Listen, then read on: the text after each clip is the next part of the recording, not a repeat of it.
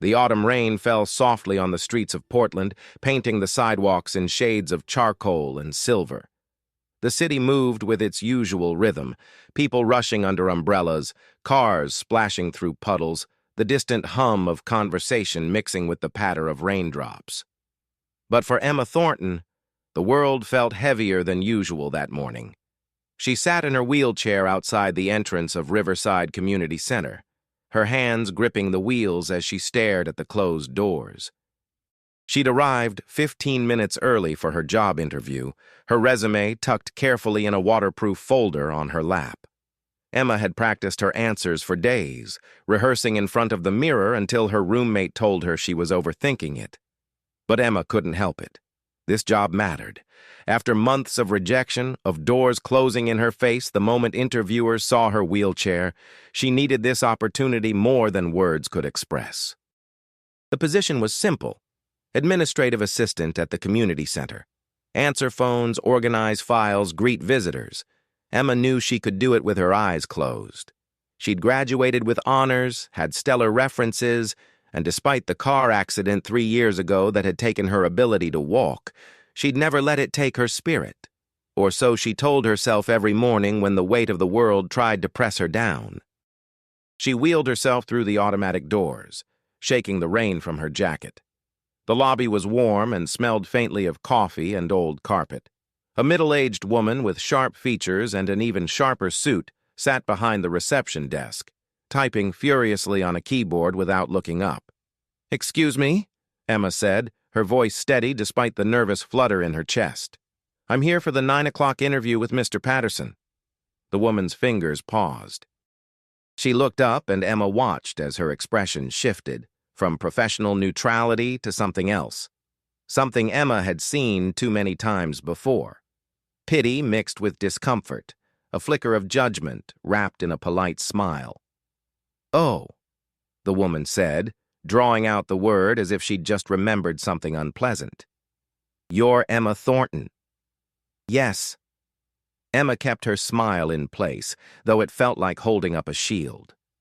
The woman glanced toward the hallway, then back at Emma.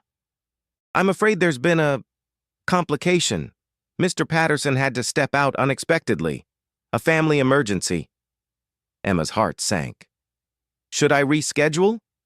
I can come back whenever—" "Actually," the woman interrupted, her tone suggesting this conversation was already over. "We've decided to go in a different direction with the position. We need someone who can handle the physical demands of the job, filing, moving boxes, that sort of thing. I'm sure you understand." The words hit Emma like a physical blow. She did understand. She understood perfectly. This wasn't about qualifications or experience. This was about the wheelchair. This was about people seeing her disability before they saw her. "I can do all of those things," Emma said, her voice quieter now but still firm. "I've been working in administrative roles for years. I'm sorry," the woman said, already turning back to her computer screen. "We'll keep your resume on file." The rain felt colder when Emma emerged back onto the street. She didn't cry. She'd learned years ago that tears didn't change anything, but the rejection settled into her bones like winter frost. She wheeled herself down the sidewalk, not really sure where she was going, just knowing she needed to move.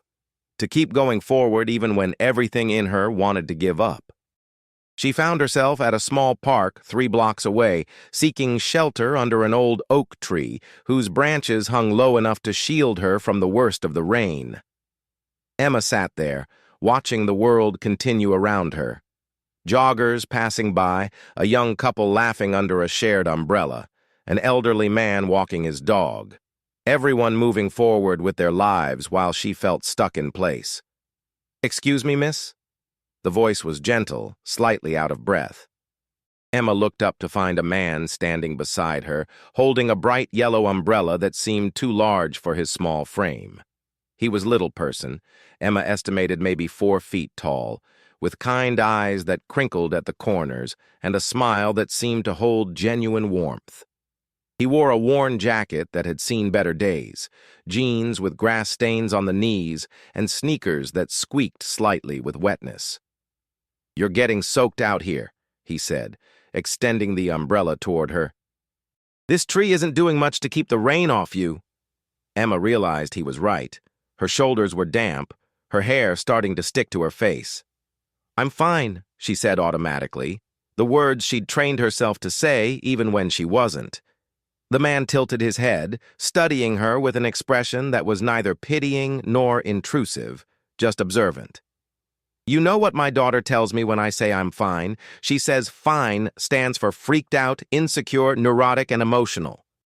Nah, she's 6, but she might be onto something." Despite everything, Emma felt the corner of her mouth twitch. "Smart kid." "Too smart sometimes," he said with a chuckle. "I'm Marcus, by the way, Marcus Chen. And before you tell me again that you're fine, how about we be not fine together? I just dropped my daughter off at school and could use a friendly face and maybe some terrible coffee from that diner across the street. My treat." Emma hesitated. Every instinct told her to decline, to wheel away, to protect herself from more potential hurt. But something about Marcus's genuine smile, about the way he stood there holding that ridiculous yellow umbrella without any trace of pity in his eyes, made her pause. "I don't even know you," she said. "True," Marcus agreed. "But you look like you could use a friend right now, and I happen to be excellent at friendship. Plus, I make a mean conversation about anything from astronomy to why cartoon villains always explain their evil plans. Your choice." Emma looked at him for a long moment. Then, surprising herself, she said, "Okay." The diner was a small, worn establishment called Rosie's that smelled like bacon grease and fresh bread. Marcus held the door open as Emma wheeled herself inside, then followed her to a corner booth. The waitress, an older woman with kind eyes and gray hair pulled back in a bun, brought them coffee without being asked and smiled at Marcus like an old friend. "The usual, Marcus?" she asked. "Just coffee today, Rosie, thanks." They sat in comfortable silence for a moment, both warming their hands on their cups. Emma noticed details about Marcus she hadn't caught before. The calluses on his hands, suggesting physical work, the faded photo of a little girl tucked into his wallet when he pulled out $1 for a tip, the way his eyes held a depth that spoke of someone who'd known his own share of hardship. "So," Marcus said finally, "bad morning?" Emma let out a breath that was almost a laugh. "Is it that obvious?" "Only to someone who's had a few bad mornings himself." He took a sip of his coffee, grimaced at the temperature, and set it down. "Want to talk about it? No pressure. Sometimes it helps, sometimes it doesn't. But I'm a pretty good listener." And somehow, Emma found herself talking. She told him about the interview, about the receptionist's thinly veiled rejection, about the months of similar experiences. She talked about the accident, about waking up in the hospital to a new reality she hadn't chosen. She talked about the constant battle of trying to prove her worth in a world that often saw her wheelchair before it saw her. Marcus listened without interrupting, his attention complete and unwavering. He didn't offer empty platitudes or try to minimize her pain. He just listened. And when she finally ran out of words, he nodded slowly. "People can be remarkably short-sighted," he said quietly. "They see what's different and forget to look for what matters. I know something about that." "Yeah?" Emma found herself genuinely curious. "I've spent my whole life being underestimated," Marcus said, a wry smile playing at his lips. "People see my height and make assumptions. They talk to me like I'm a child, or they don't take me seriously, or they're so busy being awkward around me that they forget I'm just a regular person trying to live my life. When my wife left..." He paused, something painful flickering across his face. "She said she couldn't handle people staring at us anymore. Couldn't handle having a husband who'd always be seen as different." "I'm sorry," Emma said, and meant it. "Me too. But you know what? Her leaving taught me something important. The people who matter, they see past the surface. My daughter, Lily, she doesn't see my height." She just sees her dad, who makes her pancakes shaped like dinosaurs and reads her stories with funny voices. My boss at the landscaping company, he doesn't see limitations. He sees someone who works hard and shows up every day. The real people in your life, Emma, they'll see you, not the wheelchair. But how do you find those people? Emma asked, her voice barely above a whisper. How do you keep going when it feels like the world keeps closing doors? Marcus leaned forward, his expression serious. You keep showing up. You keep being yourself. And you remember that every no is just moving you closer to the right yes. I know it's hard. God, I know it's hard. But you're stronger than you think. I can see it in you. They talked for another hour, the conversation flowing from heavy topics to lighter ones. Marcus told her about Lily's obsession with space and her dream of becoming an astronaut. Emma shared stories about her college days, about the friends who'd stuck by her and the ones who'd drifted away. When they finally left the diner, the rain had stopped and weak sunlight was breaking through the clouds. Can I ask you something? Emma said as they stood and sat on the sidewalk outside Rosie's. Anything? Why did you stop to talk to me? In the park, I mean. Most people would have just walked by. Marcus smiled. Because I've been there. Not in the exact same way, but I've been there. I've sat alone in the rain feeling like the world doesn't have space for me. And on one of those days, someone stopped and reminded me that kindness still exists. I'm just paying it forward. He pulled out a slightly crumpled business card from his wallet and handed it to her. That's my number. If you ever need a friend, or just someone to grab terrible coffee with, you call me. Okay? Emma looked at the card, simple, with just his name and number written in neat handwriting, and felt something shift inside her. Okay, she said. Thank you, Marcus. Thank you for the company, he replied. Take care of yourself, Emma. And remember, you're not alone. Over the following weeks, Emma found herself texting Marcus more often than she'd expected. It started with a simple thank you message, which turned into occasional updates on job applications. Marcus responded with encouragement, terrible jokes, and sometimes photos of Lily's latest crayon masterpieces. Despite never having met in person again, Emma felt like she was building a genuine friendship. Then came the morning that changed everything. Emma's phone rang at 7:30 a.m. on a Tuesday. She almost didn't answer, still groggy from a restless night, but something made her pick up. Emma? Marcus's voice was strained, urgent. I'm so sorry to call this early. I didn't know who else to reach out to. I'm in a bind and look, you can absolutely say no, I won't be offended, but... Marcus, slow down, Emma said, sitting up straighter. What's wrong? It's Lily. She's sick, nothing serious, just a bad cold, but she can't go to school. And I have a huge job today, a commercial property that can't be rescheduled. The client's been waiting weeks. My usual babysitter is out of town, and I've called everyone I know, but... He broke off, and Emma could hear the desperation in his voice. Would you be able to watch her? Just for a few hours? I know it's asking a lot. We've only met once, but I'm running out of options and I trust you. Emma's mind raced. She barely knew Marcus, had never even met his daughter. This was crazy. This was, yes, she heard herself say. Of course. Just tell me where. Marcus's apartment was in a modest complex on the east side of the city. Emma found it easily enough, and Marcus met her at the door looking frazzled but grateful. He ushered her inside quickly, already running late. She's on the couch, he said, grabbing his keys and wallet. There's soup in the fridge if she gets hungry. Her favorite blanket is the purple one, and she's been watching that space documentary on repeat. Her medicine is on the counter. 1 spoonful every 4 hours. Emma, I can't thank you enough. I'll be back by 2 at the latest. Marcus, Emma said, catching his arm. It's okay.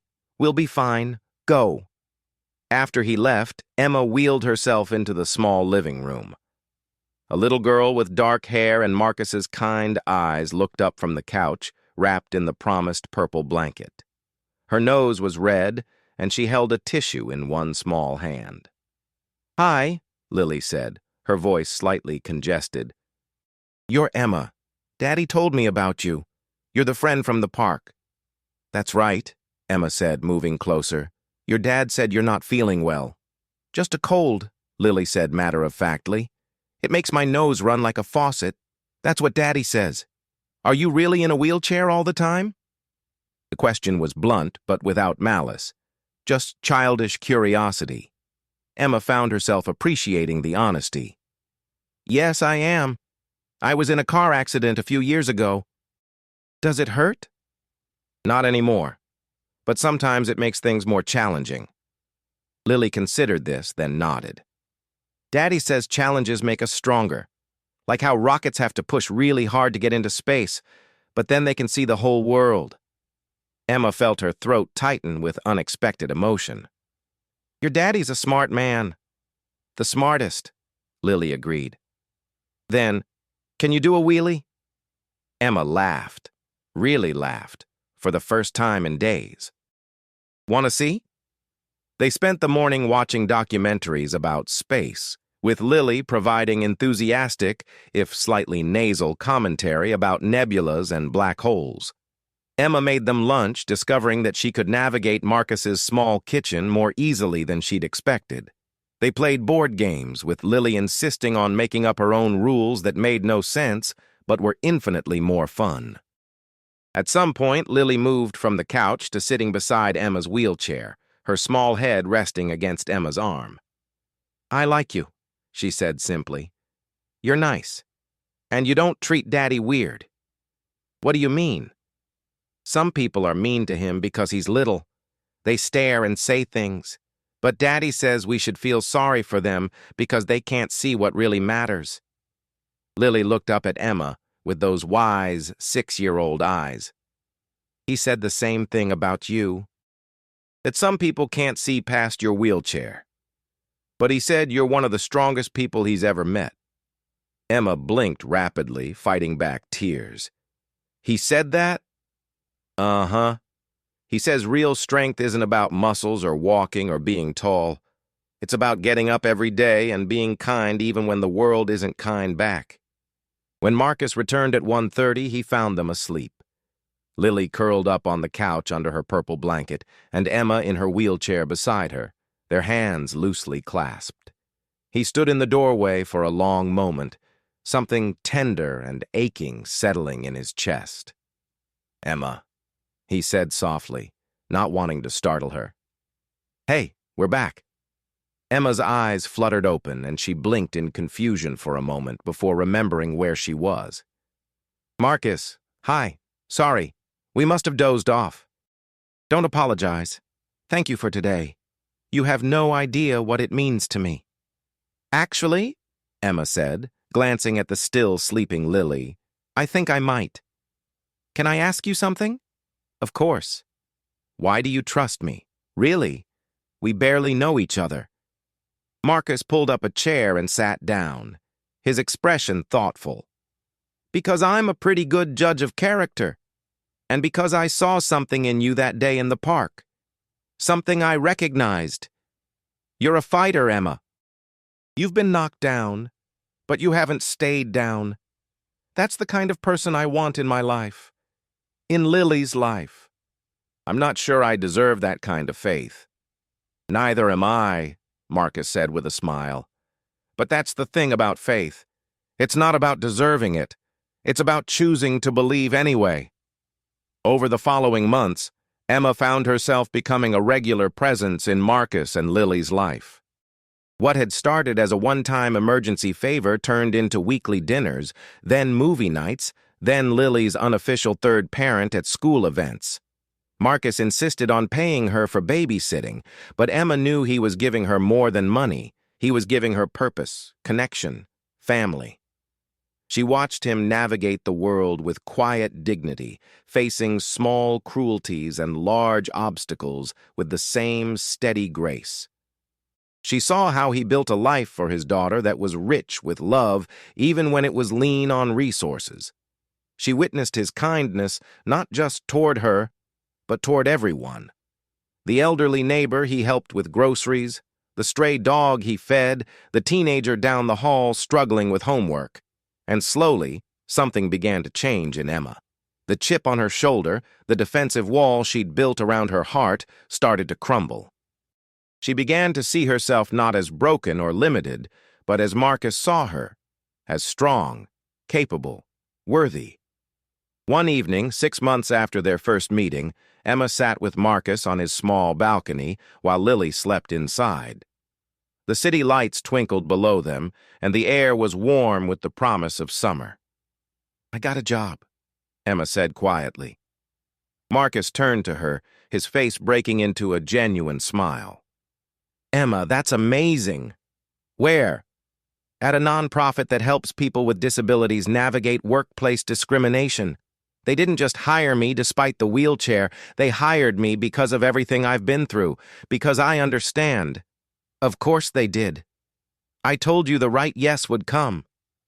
"Marcus," Emma said, her voice thick with emotion, "I don't think I ever properly thanked you for that day in the park, for seeing me when I felt invisible, for giving me a reason to keep going. You don't need to thank me." "Yes, I do." Emma reached out and took his hand, small and calloused and warm. "You saved me, not in some dramatic, flashy way, but in all the small, quiet ways that actually matter. You reminded me that kindness still exists, that people still see each other, really see each other, if they choose to look." Marcus squeezed her hand gently. "You saved me too, you know. Lily and I, we'd been alone for so long. And then you came into our lives and reminded us what family could look like. That it's not about blood or expectations or what society says should be. It's about showing up, about choosing each other every single day." They sat in comfortable silence, hands clasped, watching the city breathe below them. Inside, Lily stirred and called out for her dad. Marcus stood, but before he went inside, he turned back to Emma. "Hey," he said, his voice soft but certain. "I love you. Not in a complicated way or with any expectations, just I love you for who you are, for being you. I needed you to know that." Emma felt tears slip down her cheeks, but they weren't tears of sadness anymore. "I love you too," she whispered. "Both of you." The years that followed weren't easy. Life never is. Emma faced more rejection, more challenges, more days when the world felt impossibly heavy. Marcus struggled with money, with loneliness, with the constant battle of being seen and valued in a society that often overlooked him. But they faced it together now. They built a chosen family, unconventional and beautiful and real. Emma was there when Lily lost her first tooth, and when she won the science fair 3 years in a row. Marcus was there when Emma's mother finally accepted the wheelchair, accepted her daughter's new reality, accepted that strength comes in many forms. They celebrated victories and mourned losses, and learned that love isn't about perfection. It's about persistence. On Lily's 10th birthday, she announced her dream to become an aerospace engineer. "So I can design wheelchairs for space," she said matter-of-factly, "because everyone should get to see the stars, no matter what their body looks like." Emma and Marcus exchanged glances across the birthday cake, both of them fighting tears. This was the world they'd built together, one where a little girl grew up believing that limitations were just problems waiting for creative solutions, where kindness wasn't the exception, but the expectation. That night, after Lily had gone to bed exhausted from birthday excitement, Emma and Marcus sat on their balcony, the same balcony where she'd first told him about her job, where they'd shared countless evenings talking about everything and nothing. "Do you remember that day in the park?" Emma asked. "When you stopped to talk to me?" "Of course," Marcus said. I remember thinking you looked like you were carrying the whole world on your shoulders. I was. I felt rejected, invisible, worthless. And then you showed up with that ridiculous yellow umbrella and reminded me that I'm none of those things. The umbrella was practical, Marcus protested with a smile. The umbrella was perfect. Emma turned to him, her eyes serious now. You changed my life, Marcus Chen. You and Lily both. You showed me that family isn't about being perfect or conventional. It's about choosing to see each other, really see each other, every single day. You taught me the same thing, Marcus said quietly. That strength isn't about size or ability. It's about showing up even when it hurts, about refusing to let the world make you small.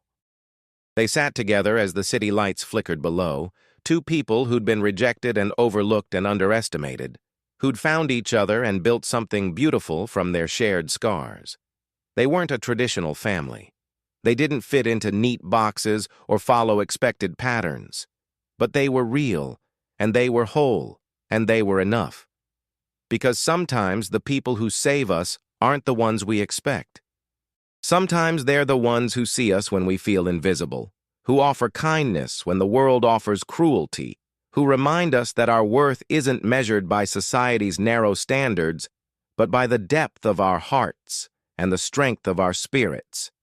Sometimes they're a single dad with dwarfism and a heart bigger than the world, and sometimes they're a woman in a wheelchair who learns that she was never broken, just waiting for the right people to see her as whole. If this story touched your heart, we'd love to hear from you in the comments. Tell us where you're watching from and share what moved you most about Emma and Marcus's journey. Your thoughts and feelings matter deeply to us, and if this story resonated with you, please don't forget to hit that like button and subscribe. It helps us continue sharing stories about kindness, resilience, and the beautiful ways people find each other in this complicated world. Thank you for being here, for listening, and for believing that compassion still exists.